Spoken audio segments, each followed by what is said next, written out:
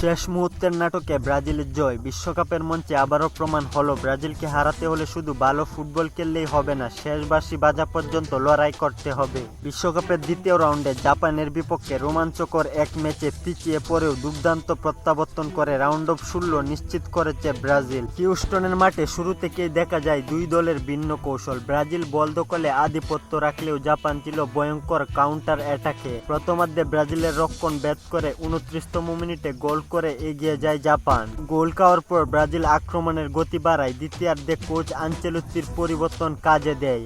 56 মিনিটে কর্নার থেকে গ্রাবিয়েল মাগালেসের ক্রসে হেড করে ক্যাসেমিরো সমতায় ফেরায় ব্রাজিলকে। এরপর জাপান নিজেদের রক্ষণ ধরে রাখার চেষ্টা করলেও ব্রাজিল শেষ পর্যন্ত চাপ অব্যাহত রাখে। ম্যাচের অতিরিক্ত সময়ে আসে সেই নাটকীয় মুহূর্ত। ব্রুনো গুইমারেসের পাস থেকে মার্টিনেলি দুর্দান্ত শটে গোল করে ব্রাজিলকে 2-1 ব্যবধানে জয় এনে দেয়।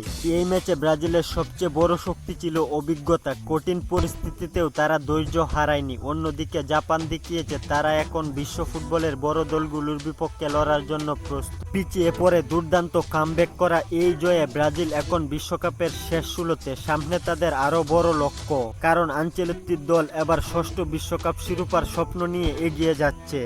আপনাদের মতে ব্রাজিল কি এবার বিশ্বকাপ শিরোপা জিততে পারবে, নাকি অন্য কোনো দল থামাবে তাদের বিশ্বকাপ জয়যাত্রা? কমেন্ট করে জানিয়ে দিন আপনার মতামত। খেলাধুলার গুরুত্বপূর্ণ আপডেট পেতে আমাদের চ্যানেলটি সাবস্ক্রাইব করে পাশেই থাকুন।